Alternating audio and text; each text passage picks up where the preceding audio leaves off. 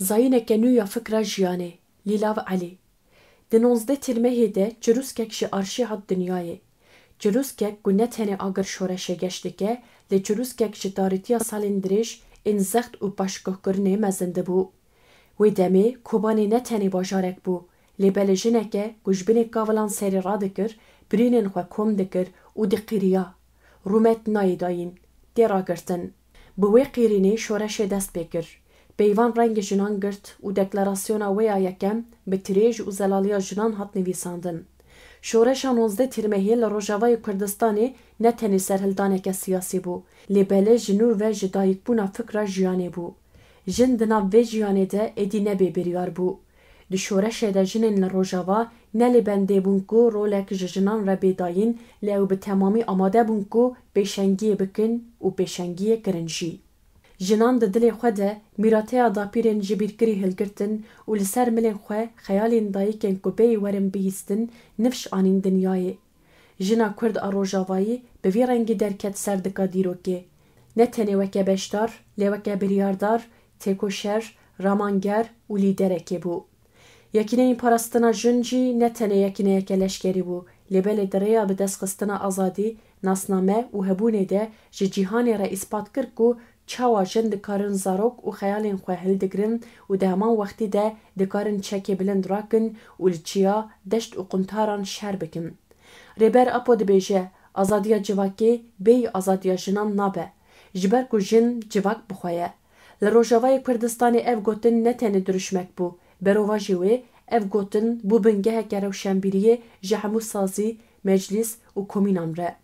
Li ser vê bingehê têkoşîna xwe ya azadîxwaziyê mezin û berfireh kirin. Her wiha ji kêliya yekemîn a şoreşê ve bingehîn civakeke nû ya li ser esasê demokrasî, edaleta civakî û azadiya jinan hatin danîn. Şoreşa 19 Tirmehê ji bo jinan modeleke nû ya jiyanê ava kir. Lewre ev şoreş weke girîngtirîn destkeftiyên jinan ên dîrokî tê binavkirin. Bêguman têkoşîna jinan bi li darxistina şoreşê sînordar nema. Jinan roj bi roj destkeftiyê mezintir bi destxistin. Di destpêkê de jinan têkoşîna xwe ya di nava şoreşê de spartin felsefeya jin jiyan azadiyê. Jin çavkaniya jiyana azadin. Bê azadiya jinan civakeke azad jî pêk nayê. Lewre di tevayî nezîkatî û rêxistinkirina jinan de ev rêgez hatin bingehkirtin. Laliyekê din di tevayîya dezgeh, saziyên civaka sivîl, partiyên siyasî û hêzên parastinê de modela hevserokatiyê tê bikar anîn. Di warê hiqûqî de qanûnên jinan û meclisên edaleta jinan hatin avakirin. Her wiha li rex saziyên giştî ku nûnertiya jinan ji sedî pêncî ye, afrîneriya jinan ku bi salanê hatiye binahkirin, ji nû veşîn bû. Civaka ku bi ketina jinan re hat kolekirin, careke din bi rêgezên xwe yên resen vejiya. Hebûn, nasname û keda jinan bi şoreşê wa tedar bû û cewherê xwe zindî kir. Di her meclis, sazî, dezgeh û komîteyekê de jinan guhdar dikir, nîqaş dikir û biryar dida. Laliyekê din ji ber ku bi sedan salan e di Sûriyê gelê Kurd ji hemû mafên xwe yên jiyanê bêpar mabû, bi armanca parastina mafê gelê herêmê bi taybetî gelê Kurd, Kurdan xwe li her du aliyên şer jî negirtin û xeta sêyemîn ya avakirina jiyaneke demokratîk hilbijartin. Roj bi roj şoreşa Rojava mezin bû. Gel û pêkateyên li herêmê xwe tev li şoreşê kirin. Bi pêşengiya jin û ciwanan şoreşa Rojava bi demêre gihîşt wê astê ku tevayîya herêmê û cîhanê ji êrişên rêxistina herî xeter Daişê biparêze.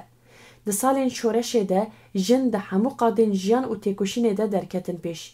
Bi 10,000 jin di pêşxistina şoreşa ziman, bi rêxistinkirina dibistanan, akademiyên civakî, kooperativ, sazî, komîn û meclîsan de xebitîn û biryar girtin. Hêza jinan di qadên siyasî û civakî de xwe dispart, rêxistinbûyîna xwe ya serbixwe ya dibin sîwana kongres darde. Bi vî awayî jin dikaribûn di polîtîkayên xwe de pêş bikevin û ji bo armanc, hişmendî û biryarên hevpar têbigoşin, di gelek mijaran de biryar bikirin. Di encamê de biryarên stratejîk derbarê mav û azadiya jinan de wekî qanûnên jinan an jî avakirina sîstema hevserokatiyê û nûnertiya wekhev di hemû saziyên rêveberiya xweser de hatin girtin. Îro piştî derbasbûna 14 salan di ser şoreşa 19 Tirmehê re şoreş hêjî zindî ye. Li Rojava şoreş ne bîranîneke ku em pîroz dikin, lê jiyaneke em her dem dijîn û sozek ku mîna damarên daran qayîm û mezin dibe. Li hember hemû zor û zehmetiyan, dek û dolabên dijmin, êrîş û siyasetên ji holêrakirina soza parastina destkeftiyên şoreşa ku di encama 14,000 şehîdan de pêk hat, di dilê her zarokekî Rojavayê de şax vedide.